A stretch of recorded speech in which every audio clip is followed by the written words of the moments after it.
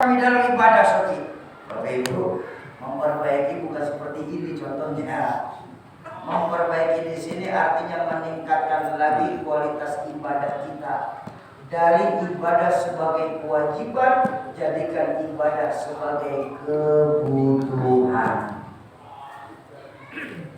Soki, kan memang kewajiban dalam ibadah.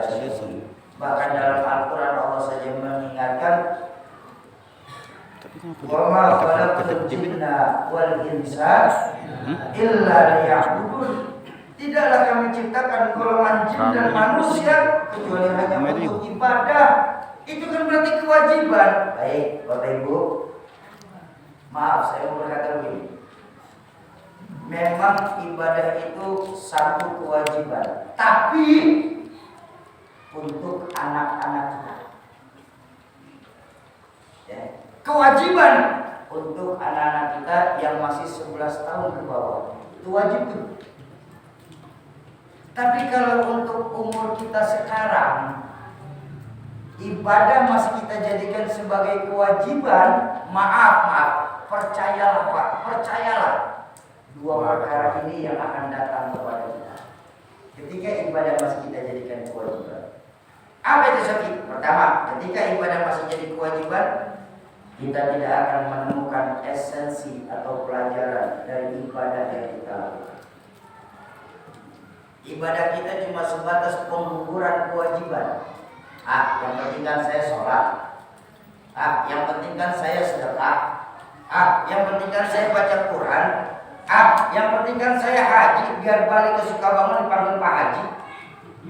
Sementara esensi dari ibadah yang dilakukan tidak mendapatkan apa-apa kecuali capeknya saja. Gak percaya? Nih saya tanya. Sholat yang kita lakukan minimal 5 hari, 5 kali kan? Betul? Ya maaf, memang sholatnya umat Islam itu ada 3 jenis. Ada yang sholatnya tahunan, ada yang sholatnya mingguan, ada yang sholatnya harian. Bener-bener ini. Aku mbak harian Pak. Ini yang tahunan masuk masjid Idul Fitri sama Idul Adha, ini aja udah diincar nih. Jangan sampai lolos. Yang sholatnya mingguan, Jumat aja Jumat kita cecer. Yang harian juga kadang-kadang masih bolong-bolong kita. Subuh kesiangan, zuhur di jalan, asar kecapean, maghrib nyampe rumah. Tiduran Isya. Nah makanya lihat, sholat kita yang minimal kalau normal, kalau umat Islam normal, sehari 5 kali kita sholat, betul kan? Betul. Apa sholat pelajarannya? Dalam Al-Quran ditegaskan, inna sholata tanha. Kan pada apa ya? Sholat mampu mencegah perbuatan keji dan munkar, betul? Tapi berapa banyak kita di Sukabangun orang sholatnya rajin, maksiatnya terpilih. Baca Qurannya setengah jam, ngomongin tetangganya sejam setengah. Sedekahnya mau, judi slotnya lebih gede dari yang sedekah. Kenapa? Karena tidak ada esensi dari ibadah yang kita lakukan. Itu yang pertama. Kalau yang pertama kita sudah dapat, maka yang kedua akan menyusul Pak. Nah ini paket Pak, nggak bisa-bisa. Apa yang kedua? Kalau pertama ibadah tidak menemukan esensi, maka kita akan menemukan yang kedua Pak. Apa? Kita akan merasakan yang namanya titik jenuh dalam ibadah. Kenapa? Karena ibadah masih kewajiban. Saya sholat sehari 5 kali, Allah nggak akan kabulin doa-doa saya. Lupa tuh kita. Dengan tidak dikabulkannya doa kita, yakinlah Allah sedang mengabulkan doa kita yang lain. Karena apa yang baik menurut kita belum tentu baik buat Allah. Apa yang baik buat Allah sudah pasti baik buat kita. Cuma kadang-kadang kita sama Allah kan masih sering maksain. Kita masih sering maksain, kenapa? Karena terbukti dari perilaku ibadah kita yang masih sebatas pengguguran kewajiban saja. Contoh gampang saja biar kita lebih mudah dipahami. Bapak-bapak saya, kita masih muda, baru-baru nikah, daftar kerja, ya kan, melamar pekerjaan. Ketika dapat, insya Allah bapak-bapak semua sepikiran sama saya. Saya kerja untuk memenuhi kewajiban saya sebagai kepala rumah tangga. Betul betul. Baik. Kalau masih setahun 2 tahun, lamanya 5 tahun, insya Allah kerjaan kita masih aman.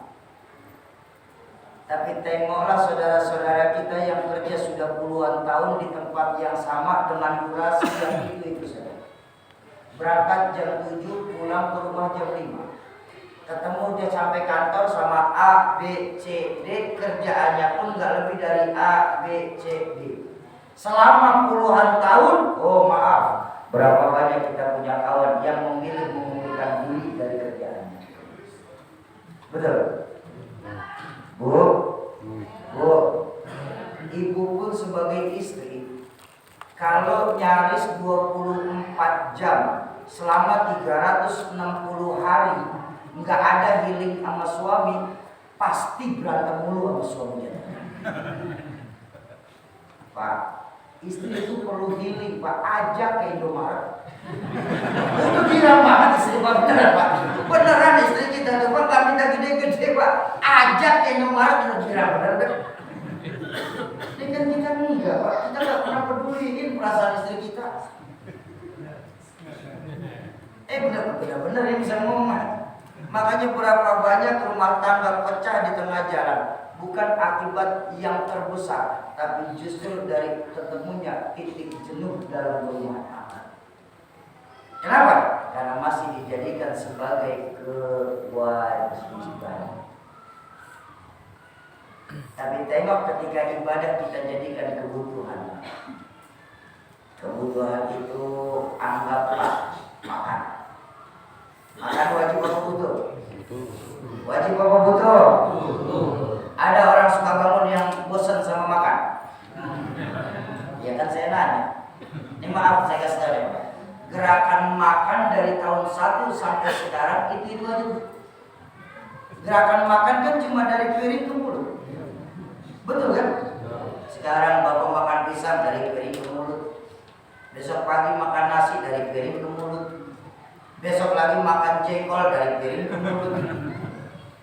Tapi kenapa nggak ada orang bosan makan dari piring ke kuping? Nggak ada, betul? Kenapa dengan kerjaan yang cuma begitu saja kita nggak bosan? Karena butuh.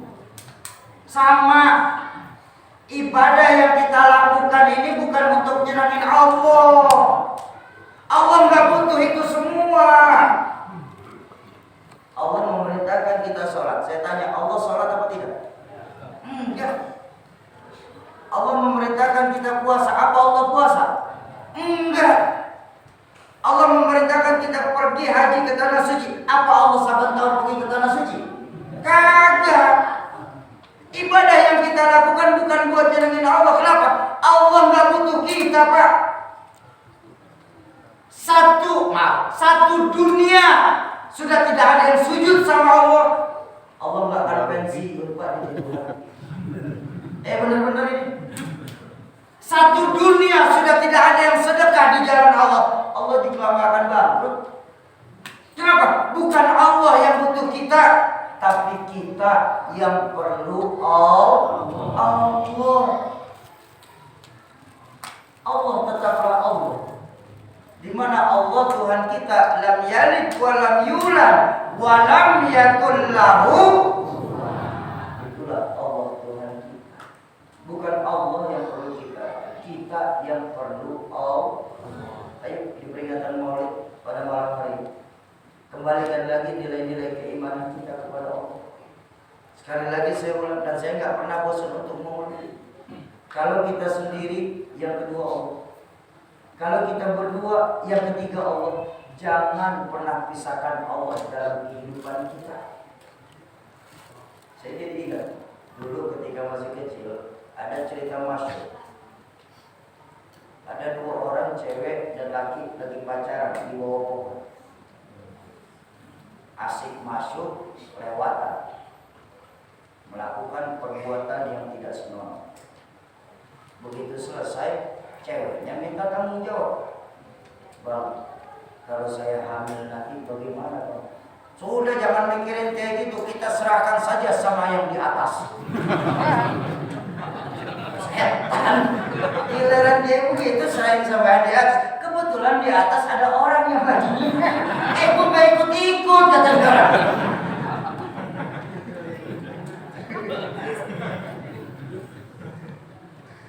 Jangan, tanamin dulu dalam kehidupan kita. Sama kayak baginda Nabi. Baginda Nabi menjadikan Allah itu ada dalam dirinya.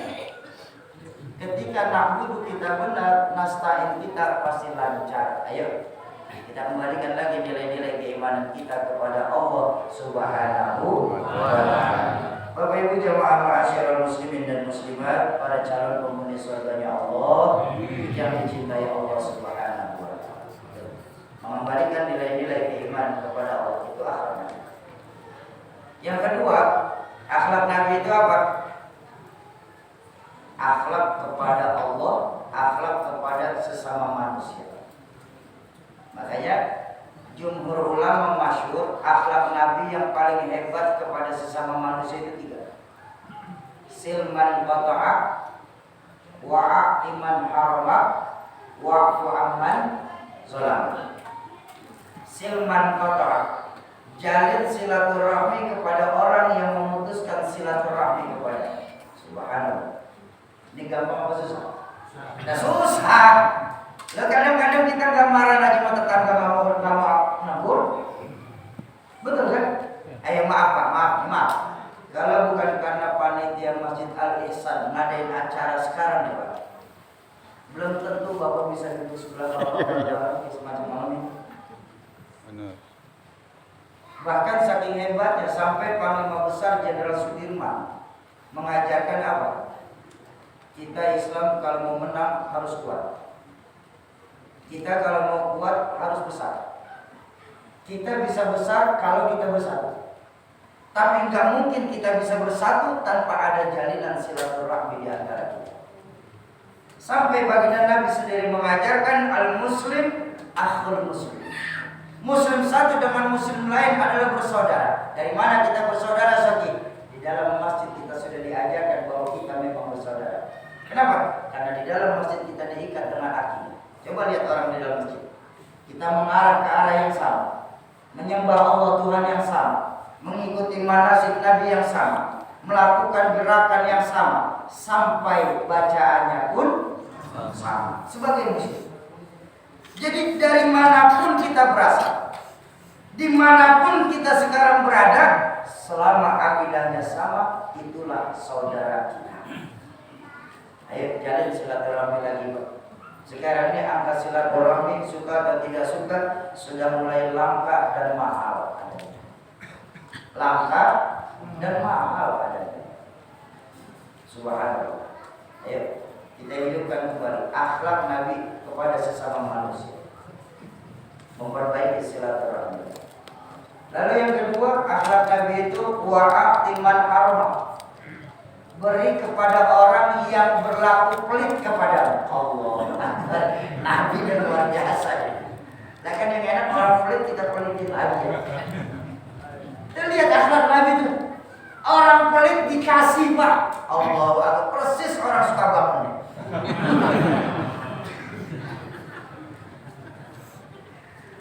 Maaf deh. Akibatnya begini suka atau tidak suka.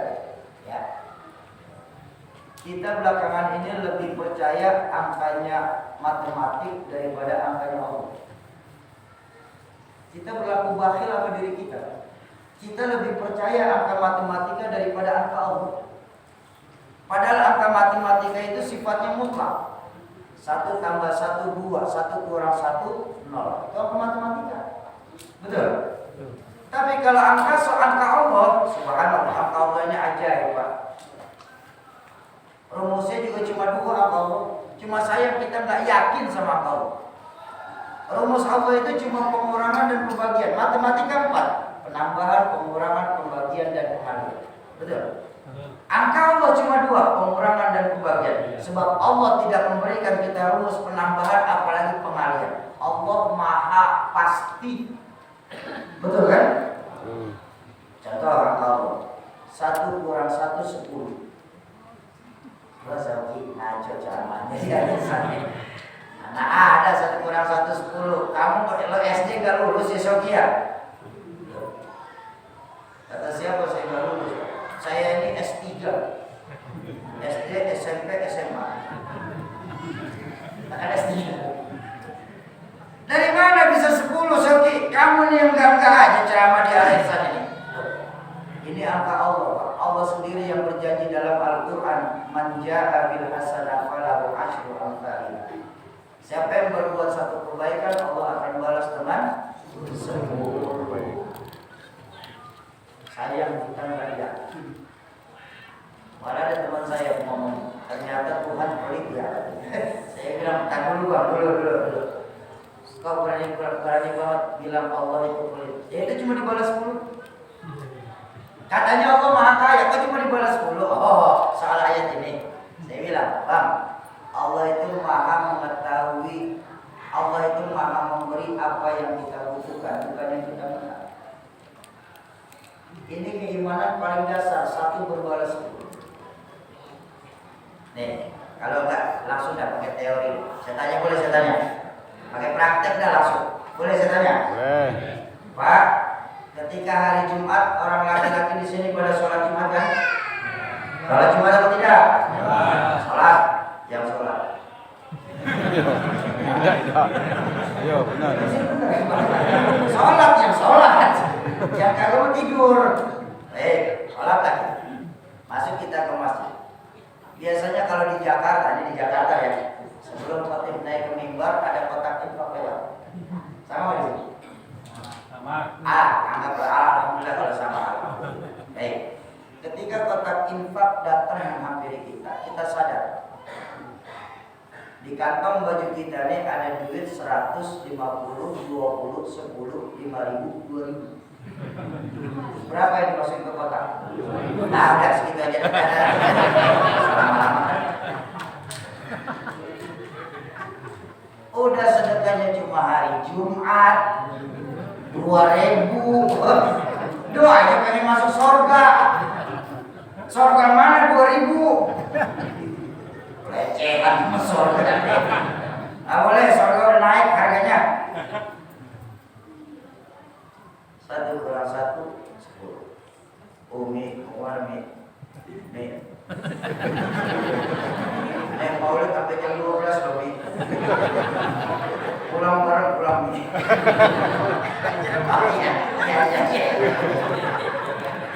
Pindah tempat Pak ya dia tuh.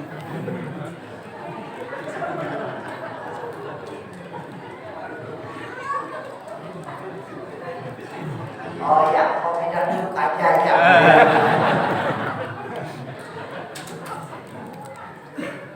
Bapak Ibu jamaah ma'asyiral muslimin dan muslimat, para calon penghuni surganya Allah yang dicintai Allah Subhanahu wa taala. 1 kurang 1 10. Tapi ada angka Allah 1 bagi 1 100. Dari mana Sofi?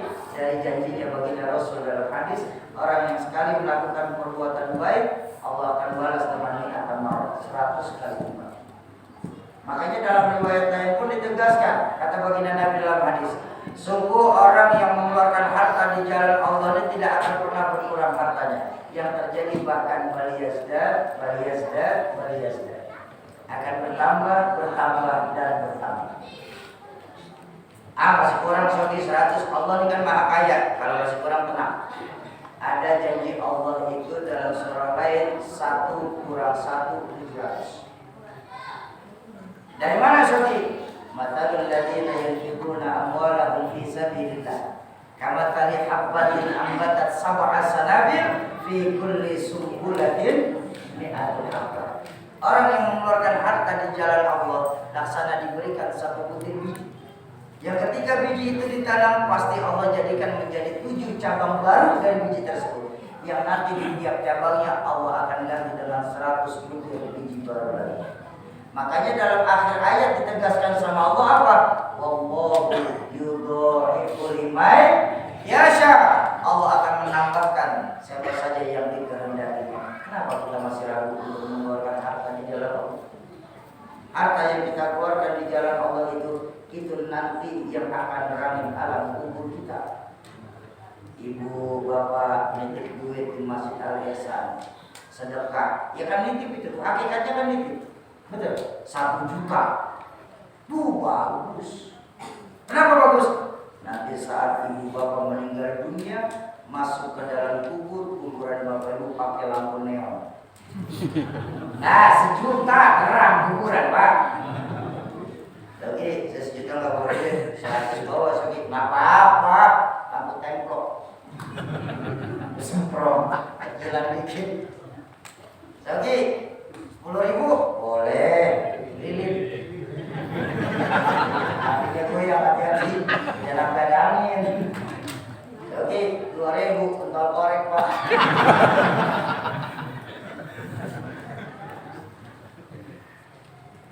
Ya lumayan lah, 2.000 masih bisa musuh. Bahkan Bapak Ibu, dalam satu riwayat hadis, baginda Nabi itu pernah bersabda begini, sungguh harta yang kita keluarkan di jalan Allah nanti di yaumil mahsyar, harta itu akan bicara kepada kita. Di yaumil barzah, bukan di yaumil mahsyar. Di yaumil barzah, harta kita bakal bicara sama kita. Apa kata harta kita? Fulan, kalau kemarin di Sukabangun kau titipkan akunnya di masjid, pondok pesantren, untuk wakaf, untuk sedekah, untuk infak, maka sekarang ibarat bagiku untuk menjaga kau supaya kuburmu tidak dijilat dari api neraka. Makanya kalau dalam doa, ya, ulama-ulama kita mengatakan bahwa kubur kita nanti bisa raudhah min riyadil jannah, bisa juga khufran. Mana Pak? Ya. Jadi biasanya orang kalau ngomong itu atuh bangun deh. Kubur kita nanti bisa raudhah min riyadil jannah, tapi juga bisa jadi khufran min khufaril nar. Bisa jadi taman surga, bisa jadi miniatur neraka. Makanya tadi saya bilang, kalau 1 juta, pakai beton 5 cm temboknya. 100.000, ya hebel dah. 20.000, batak. Lumayan kan? 2.000, Bataku. Bapak Ibu jemaah ma'asyiral muslimin dan muslimat yang kedua akhlak Nabi, wa'ati man harama, beri kepada orang yang berbuat batil kepada. Lalu yang ketiga, wa'fu amman zalama, maafkan orang yang berbuat salah kepada. Subhanallah, orang salah dimaafkan. Pernah satu riwayat ketika baginda Nabi sedang berdakwah di daerah Taif. Taif ya, Bang Sudirman gini. Udah iya aja udah biar cepat. Ketika baginda Nabi sedang berdakwah di Taif, subhanallah, dakwahnya Nabi beda sama kita sekarang. Ya, kalau saya tadi baru nyampe saja sudah disambut. Nabi itu nggak disambut, Pak, disambit kan? Sampai dalam riwayat itu keluar darah dari kakinya yang mulia. Begitu melihat darah dari kakinya yang mulia mengucur, Nabi buru-buru tangkap tuh darah supaya nggak jatuh ke bumi. Karena dalam satu riwayat disebutkan, apabila darah kekasih Allah sampai nyentuh bumi, yakinlah bumi akan marah habis-habisan. Ditahan sama Nabi supaya nggak jatuh. Allah Maha melihat. Allah nggak terima kekasihnya disambit sampai berdarah. Allah panggil malaikat Jibril saat itu. Jibril, siap ya Rob. Kau turun ke Taif, patuhi apa yang diperintahkan Muhammad kepadamu. Laksanakan. 86. Malaikat Jibril ke Taif. Begitu sampai di hadapan Nabi, lapor Muhammad. Ada apa Jibril? Saya sudah dapat direct order. Perintah langsung. Dari siapa Jibril? Dari Allah. Berupa apa perintahnya Jibril? Kau mau apa kepada tadi orang-orang yang sudah nyambitinmu? Kau mau apa kepada mereka Muhammad? Ngomong Muhammad, ngomong. Kau mau mereka mati? Oh tenang Muhammad. Saya akan terbangkan 2 buah gunung ini untuk menimpa mereka. Biar mereka mati semua. Baginda Nabi ditawar begitu senyum. Jangan begitu Jibril. Saya ini diutus Allah ke dunia ini bukan untuk matiin orang. Saya diutus ke dunia ini sebagai rahmatan lil alamin.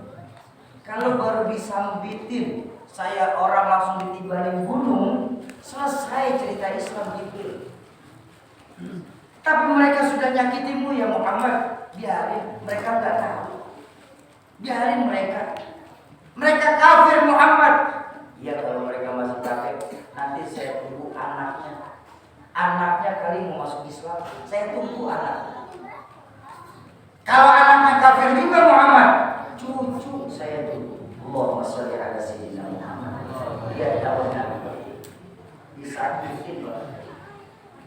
Sudah gitu apa? Dakwah Nabi ini jangka panjang. Kalau model saya yang ditawarin sama Jibril, beda cerita. Kau mau apa sama orang yang tadi nyambitin kamu Sogi? Udah tibanin aja, tibanin Jibril. Dan saya udah disambit, tibanin aja udah. Tapi Rasulullah mereka kafir, nanti anaknya mungkin masuk. Kalau anaknya kafir juga, cucunya Jibril, cucu. Susah Muhammad. Susah gimana Jibril? Ma fil aba fi abna. Bapak kalong, anak kampret. Bapak nyolong, anak nyopet. Fotokopi mau bagaimana aslinya Muhammad? Baginda Nabi tersenyum. Enggak begitu Jibril. Manusia itu beda sama pohon-pohonan. Kalau pohon-pohonan pasti biangnya pisang raja, yang keluar pisang raja. Biangnya pisang Ambon, anaknya pisang Ambon. Biangnya pisang batu, yang keluar pisang batu. Kalau pisang mungkin pasti Jibril. Ini manusia. Manusia nggak kayak pisang. Berapa banyak manusia di Sukabangun ini biangnya cakep benar, pisang Ambon, manis besar. Yang keluar pisang raja. Artinya apa? Orang tuanya rajin menghidupkan sholat berjamaah di masjid. Orang tuanya dekat sama ulama. Orang tuanya rajin mengkhatamkan Quran. Anaknya nyekek botol. Anaknya main slot. Anaknya kejebak pinjol. Berapa banyak kita manusia yang seperti itu sekarang? Betul? Malaikat Jibril selalu dibalikin ucapannya sama baginda Nabi, nyerah dulu. Ya sudah Muhammad, begini saja. Sekarang mau kamu apa Muhammad? Nah, kan lebih enak kayak gitu Jibril. Kamu tanya mau saya, jangan maunya kamu. Ya sudah, mau kamu apa Muhammad? Tolong aminkan doa saya saja. Allahumma sholli ala sayyidina. Sudah disakitin, yang nyakitin dapat doa dari Nabi. Dan doanya ini bagus, Bang. Apa doa baginda Nabi kepada orang yang nyakitin? Beliau angkat kedua tangannya, beliau berdoa, Allahumma hdi qaumin fa innahum la ya'lamun. Ya Allah, berikan mereka hidayah. Ya Allah, berikanlah mereka hidayah. Sungguh mereka tidak mengetahui apa yang sedang mereka lakukan saat ini. Kalau mereka tahu ya Rabb, saya ini utusanmu, saya yakin mereka tidak akan menyengsarakan saya sekarang ini. Allahumma sholli ala sayyidina Muhammad. Pantas Nabi ini dijadikan sebagai manusia pilihan oleh Allah Subhanahu wa ta'ala. Bapak Ibu jamaah ma'asyiral muslimin dan muslimat yang berbahagia, atas dasar mengembalikan lagi kejayaan-kejayaan Islam melalui anak keturunan kita Nabi, ya, kami ingin mengajak Bapak Ibu untuk ikut aktif dalam rangka investasi dunia akhirat yang paling menguntungkan. Bahkan kalau saya boleh ambil bahasa Al-Quran, investasi yang kami bawakan ke hadapan Bapak Ibu malam hari ini sebagai tijaratan dan tabung, perniagaan yang tidak pernah merugi. Apa itu Syekh? Wakaf pondok pesantren. Memang keuntungannya apa Syekh? Keuntungannya subhanallah, Bapak nanya keuntungan. Berbahaya kan? Keuntungannya apa? Apapun yang para santri lakukan dalam hal ibadah, Bapak Ibu akan kebagian pahala. Santri sholat berjamaah 5 kali sehari, kita sholat berjamaah cuma 2 kali. Nanti di hadapan Allah di yaumul mahsyar, Bapak Ibu nggak perlu kaget kalau dapat rekening tambahan dari sholat berjamaah. Kenapa? Karena Bapak Ibu sudah berwakaf di pondok pesantren. Mungkin di umur kita sekarang menghafal Al-Quran bukan sesuatu yang mudah. Saya nggak bilang susah, cuma sudah tidak mudah saja.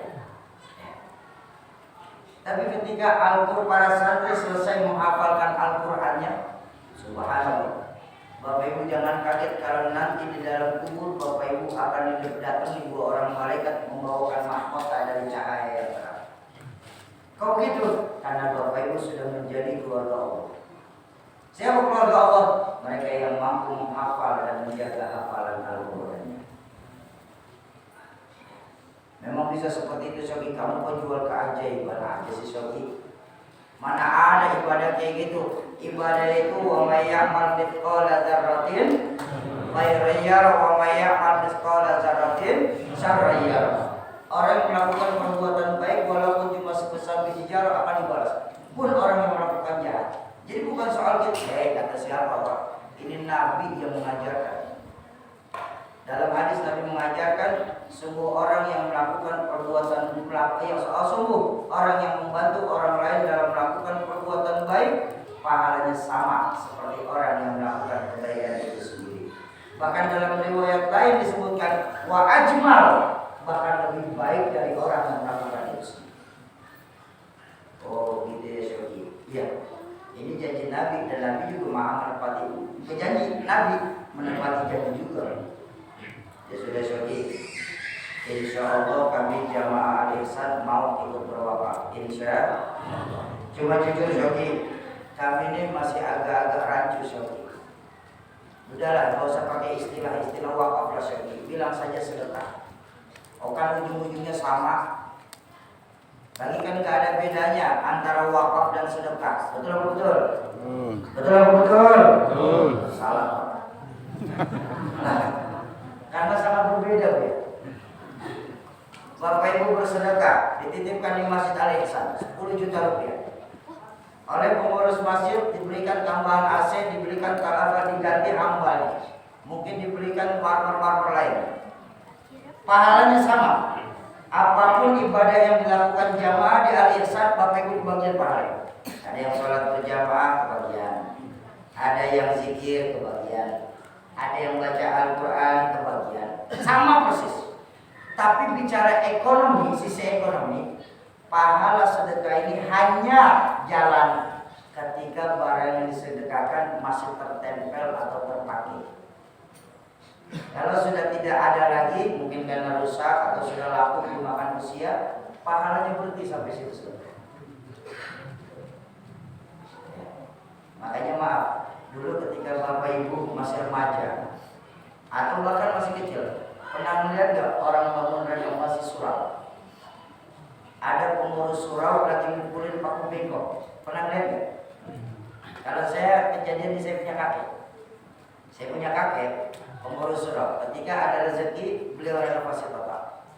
Ketika lagi bongkar, yang lain mau bongkar yang berat-berat, beliau ngambilin paku yang sudah bengkok.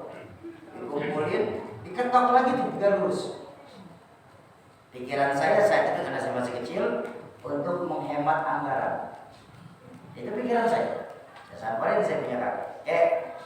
Kenapa sih kek harus ngumpulin paku yang sudah bengkok? Kerja 3 kali, nyabutin, ngumpulin, nempelin lagi. Kenapa nggak beli? Aku kan nggak mahal saya bilang. Saya tantang kakek saya, karena kebodohan saya tantang kakek saya. Paku kan nggak mahal kek. Saya ingat saat itu sekilo paku itu 125 rupiah. Cuma 125 rupiah, kayak beli aja kek. Ya kayak saya senyum. Beliau panggil saya, Sogi sini. Ya kek. Walau yang kau lihat cuma paku bengkok, tapi ketahuilah Sogi, di paku ini ada sedekah orang yang wajib kakek pertanggungjawabkan pahalanya nanti di hadapan Allah.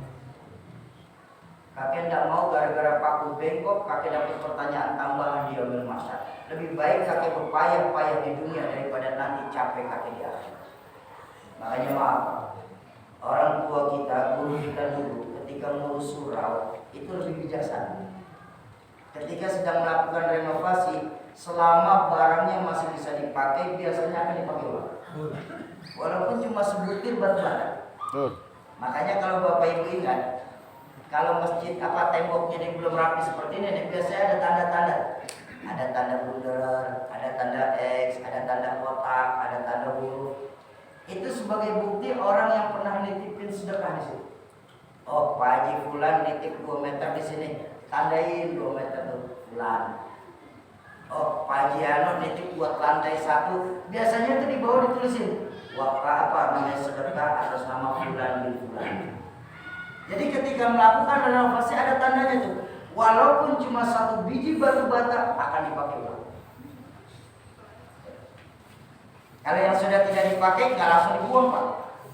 Kakek saya tuh, saya bilang kakek saya kalau sudah tidak ada yang rusak, kalau sudah ada yang rusak, biasanya akan diambil bagian terkecil dari benda tersebut. Kalau kipas umpama tarikan kipas yang berputar-putar atau baunya sekelumnya, taruh di gudang yang nggak makan tempat, sisanya dibuang. Kenapa? Nanti ketika melakukan renovasi, barang-barang yang rusak tersebut akan ditimbun dijadikan fondasi bangunan awal, bangunan baru. Jadi selama barang yang menetap di masjid tersebut, pahalanya masih berjalan. Itu sedekah. Lalu kalau wakaf gimana, Syekh? Nah, ini hebatnya wakaf. Wakaf yang diiringi dengan akad. Ya, apalagi kita bicara pesantren. Betapapun bangunan pesantren mengalami renovasi puluhan kali, tapi selama di dalamnya masih ada yang sholat berjamaah, menghafal Al-Quran, membaca Al-Quran, belajar fikih, belajar kitab, pahalanya akan terus mengalir kepada Bapak Ibu sekalian. Itu baru dari santri. Kalau santrinya lulus, beliau menanamkan nilai-nilai agama lewat keberkahan yang wakaf Bapak Ibu malam hari ini, pahalanya makin berjalan, makin jauh lagi. Itu yang santrinya baru sendiri. Ketika santrinya menikah, dia tanamkan nilai-nilai agama dalam rumah tangga lewat keberkahan wakaf Bapak Ibu malam hari. Semakin panjang pula. Ini loh yang maksud hadis tadi. Orang yang mengeluarkan harta di jalan Allah tidak akan pernah berkurang, akan tetapi bertambah, dan bertambah. Jadi yang membedakan antara sedekah dan wakaf akad. Sedekah nggak perlu akad. Bapak Ibu datang ke Masjid Al-Ihsan, Ustaz, saya sedekah 10 juta rupiah. Pahalanya untuk orang tua saya Fulan bin Fulan. Habis itu pulang saja sudah. Nggak perlu sampai ijab kabul, nggak perlu. Tapi kalau Bapak Ibu datang ke Al-Ihsan, ketemu sama ketua BKM, ya, saya mau wakaf 100.000, walaupun 100.000, maka pengurus masjid wajib mengakadnya. Karena dengan akad itulah yang akan mengikat pahala itu terus menerus bersama. Oh gitu ya Syekh ya. Ya sudah Syekh, insya Allah kami mau ikut berwakaf. Insya Allah. Cuma ada sedikit masalah Syekh. Apa? Saya nggak punya duit. Tenang Pak, itu bukan masalah. Loh, kalau nggak punya duit, bagaimana kami mau ikut berwakaf Syekh? Gini, ada 2 alasan. Pertama, yang nggak punya duit itu kan kita. Allah Maha Pemberi rezeki. Jadi dulu nih, di Maulid ini kita kembalikan nilai-nilai keimanan. Nggak punya duit kita, Allah Maha Pemberi rezeki. Yang kedua, malam hari ini kami nggak minta secara tunai kepada Bapak Ibu, tidak.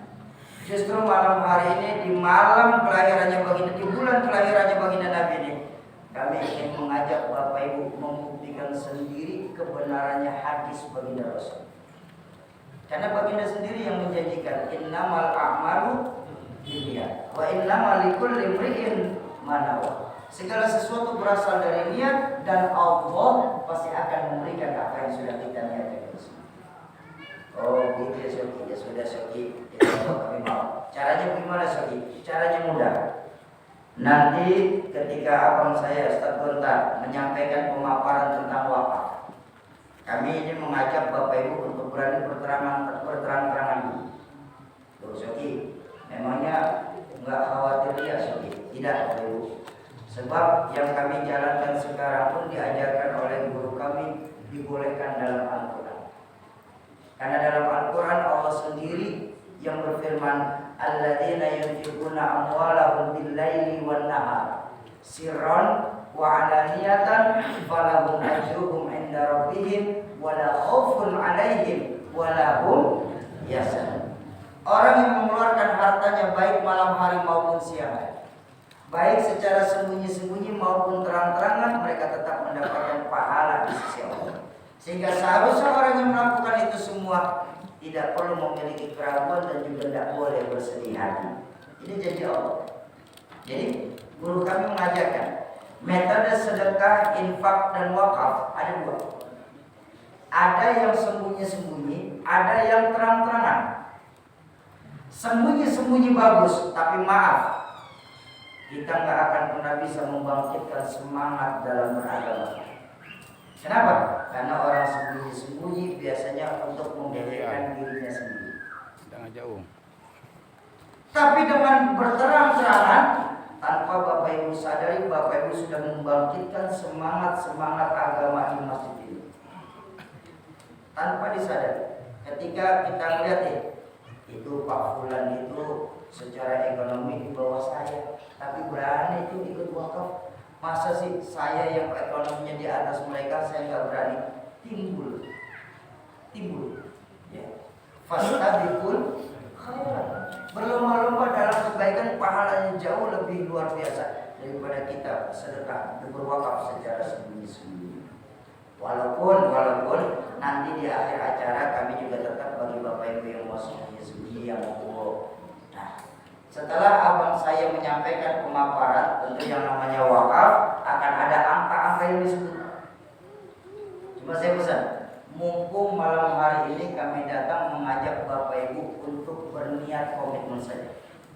Ambillah yang paling besar, lalu Bapak Ibu akan buktikan dengan diri sendiri betapa Allah Al-Ghani Wal-Mughni. Allah itu maha kaya dan maha mengayakan. Karena banyak sekali kisah-kisah yang kami temukan. Salah satunya ketika Ramadan kemarin, kami melakukan pengumpulan wakaf pondok pesantren itu di daerah Sumatera Utara, di kota Medan. Acara ba'da zuhur. Lepas sholat berjamaah mau keluar sebentar sama panitia masjid, kami mau pulang dihampiri oleh seorang bapak-bapak. Oke, iya Pak, saya mau ikut wakaf. Saya bilang, saya bercandain, kenapa nggak lagi bareng-bareng Pak? Kata bapak tersebut, saya malu Sobi. Oh ya sudah, tak apa-apa. Mau sembunyi-sembunyi kami terima. Niatnya buat apa sih? Saya niatnya untuk hajat dunia Sobi. Kalau saya boleh tahu, biar saya nyampein nanti ke santri, biar santri yang nanti akan berikan sama Allah, hajat dunianya buat apa? Hajat dunianya supaya tanah saya laku. Oh nggak apa-apa, namanya kita usaha, hasil kita lihat saja sama Allah. Baik, berapa yang Bapak lihat wakaf? Nggak banyak sih Syuki, 100 juta rupiah. 100 juta, saya ngomong 100 juta Bapak mau wakaf, 100 juta Syuki. Tapi saya tidak tahu kapan saya bisa bayarkannya. Biar Allah yang kasih. Saya tahu Allah pasti akan bantu saya untuk melakukan perbuatan baik. Insya Allah begitu tanah laku langsung kami tunaikan. Ya sudah, kapan saja bayarnya terserah Bapak. Karena kami pada dasarnya cuma mengajak. Hasil Allah yang akan memperlihatkan kepada Bapak. Sudah, ya sudah. Ijab kabul, baca doa sama-sama. Selesai pulanglah kami kembalilah ke Jakarta. Di pertengahan Syawal, itu Ramadan. Di pertengahan Syawal kami dapat telepon dari ketua yayasan Zikir Madani. Syaki, ada apa ketua? Alhamdulillah yang kemarin di Sumatera Utara niat wakaf 100 juta sudah berhasil ditunaikan. Alhamdulillah. Dan itu banyak kejadian-kejadian, bukan di masjid. Yang terhebat itu kami pernah menerima niat wakaf itu sampai 300 juta. Dan ini orangnya juga, beliau seorang pengusaha karet. Dia punya lahan karet yang gak besar juga sih, ya sekitar 400 hektar. Beliau bilang semoga lewat wakaf kami ini Syoki, lahan karet kami ini bisa lancar lagi karena keluarnya udah tinggal dikit sekali. Saya terima niat wakafnya, ijab kabul, doa bareng, pulang. Dan kebetulan tim ini berkomunikasi sama itu. Ketika satu hari kami tahu dari tim, Bang, ada apa? Ini alhamdulillah keberkahan wakaf. Dari sekian banyak lahan karetnya, ada beberapa titik yang derasnya luar biasa. Bahkan ini pengusaha karet ini nggak percaya sampai segini derasnya aliran getah karetnya. Saya bilang bukan karena kehebatan kita tim, saya bilang jangan sampai salah kaprah. Ya, bukan karena kehebatan kita, tapi karena niat beliau yang mau membantu agama Allah. Nah, jadi malam hari ini Bapak Ibu yang mau ikut berniat wakaf cukup angkat tangan. Lalu kalau sudah selesai angkat tangan Syekh, nanti tim kami baik yang laki-laki maupun perempuan akan menghampiri Bapak Ibu sekalian. Tapi kami minta maaf karena kami juga kekurangan orang, mungkin kami agak lama dalam melayani Bapak Ibu sekalian. Tujuannya apa nyamperin kami Syekh? Malam hari ini kami cuma minta 3 saja. Kami nggak minta tunai. Kami cuma minta 3. Nama, nomor telepon, dan niat wakaf. Ini niat wajib tertulis, wajib terucap. Malu Syekh ucapkan dalam hati. Saya niat wakaf pada pesantren ini untuk orang tua saya yang sudah meninggal. Karena beliau lagi hidup, saya belum bisa nyenengin. Sekarang alhamdulillah Allah titip harta walaupun nggak banyak. Saya ikut berniat untuk nyenengin beliau di alam rohnya. Sebutin bulan ini. Saya niat wakaf malam hari untuk kesembuhan penyakit saya. Sebutin saya. Saya niat malam hari ini untuk hajat dunia wakaf ini. Sebutin hajat dunia. Malu cukup dalam hati. Malu tersirat cukup. Malu tersurat cukup tersirat dalam hati. Allah Maha mengetahui apa yang kita butuhkan, bukan yang kita butuhkan. Nah, sudah selesai. Kami catat nama, nomor telepon, dan niat wakaf. Kami akan berikan kepada Bapak Ibu dari tim nanti selebaran kertas yang berisikan nomor rekening atas nama dari Yayasan Kampung Gizi Madani. Nah, pertanyaan kami Syekh, kapan kami bisa tunaikan Syekh? Baik, Bapak Ibu, sekali lagi saya tekankan. Kalau ada yang bisa langsung tunai malam hari ini, kami berucap kepada Allah, alhamdulillahirabbil alamin. Tapi kalau belum bisa tunai malam hari masih mau ikut berniat wakaf, karena belum tentu kami bisa sebulan sekali hadir di Palembang ini, Bapak Ibu bisa tunaikan esok pagi. Kalau belum ada Syekh, lusa. Kalau belum punya Syekh, pekan depan. Kalau belum kelihatan juga Syekh, silakan kapan saja Bapak Ibu tunaikan ketika sudah Allah kasih berikan kita rezeki untuk menunaikan niat wakaf. Oh Syekh, kalau kayak begitu saya takut. Saya mendingan gak ikut. Kenapa memang? Iya, kalau kami berhasil menunaikan. Kalau belum kami tunaikan, Allah matikan kami. Kami kan punya beban hutang. Saya nggak mau meninggal bawa beban hutang berupa wakaf. Baik Bapak Ibu, malam hari ini kami berani berkata di hadapan Bapak Ibu. Bapak Ibu, demi Allah, malam hari ini kami tidak menjadikan niat wakaf Bapak Ibu sebagai beban hutang. Kok bisa begitu Syekh? Karena malam hari ini kami tidak mengajak Bapak Ibu untuk bernazar wakaf. Ya, kalau Bapak Ibu kami ngajaknya nazar, maka Bapak Ibu wajib menunaikan sesuai dengan ucapan. Saya tunaikan 7 hari. Kalau 7 hari Bapak Ibu belum menunaikan, maka kami dari yayasan wajib ubur Bapak Ibu macam debit kolektor. Kenapa? Karena jatuhnya nazar. Dan kalau belum genap sepekan ternyata Allah matikan kita, maka niat nazar ini wajib turun kepada keluarga. Itu nazar. Ya.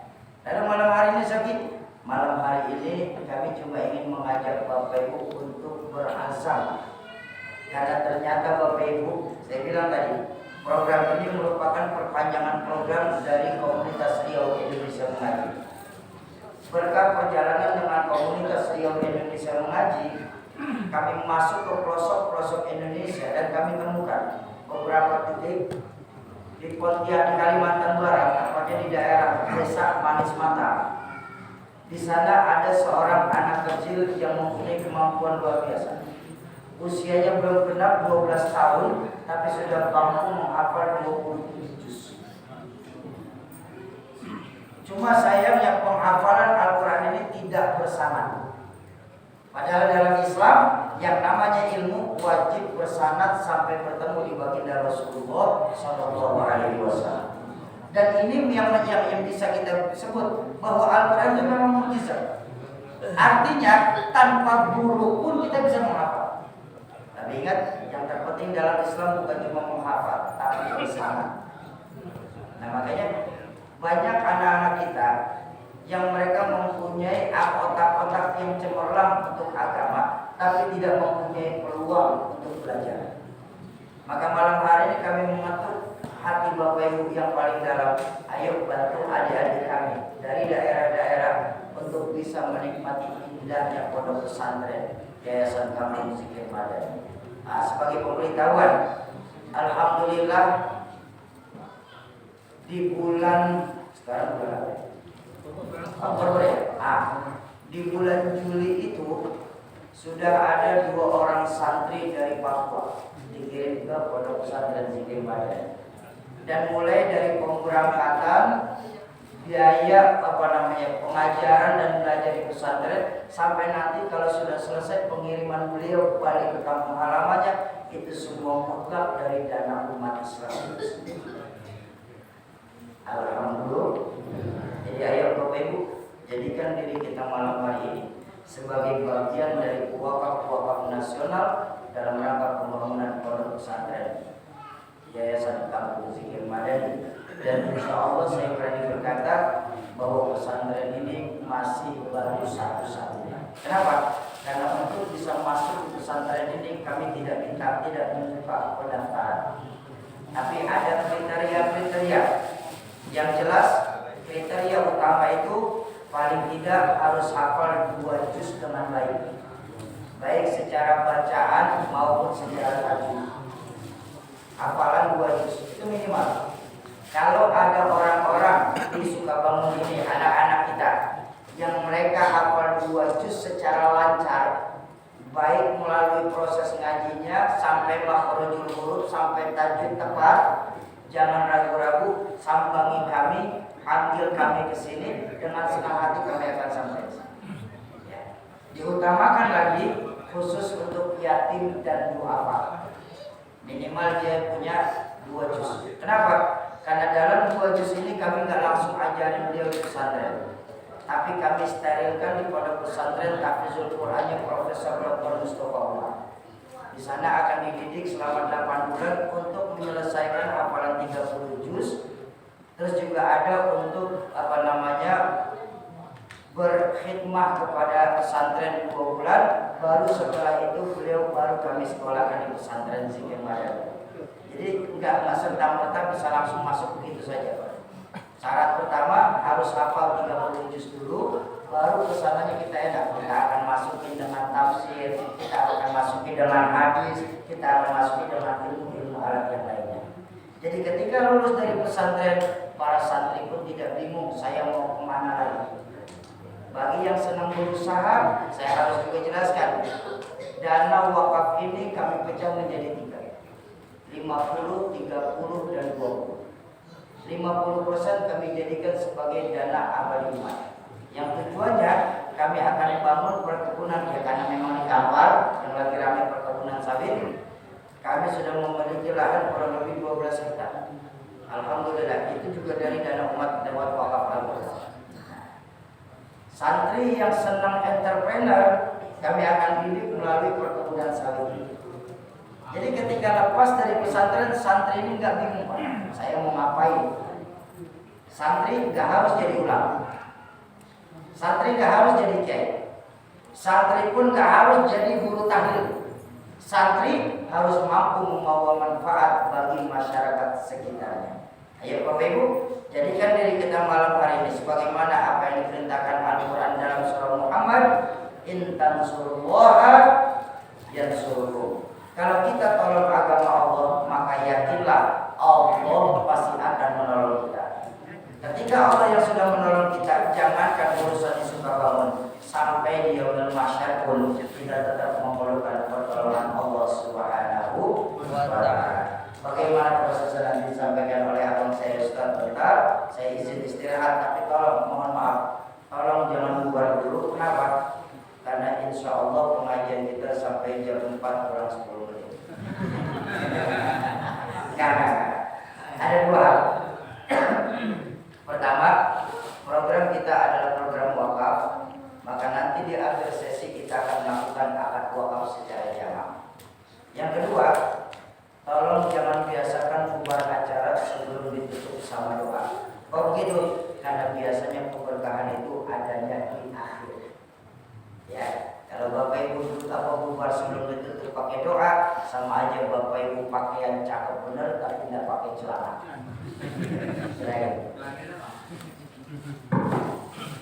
Baik Bapak Ibu kami yang berbahagia yang dimuliakan Allah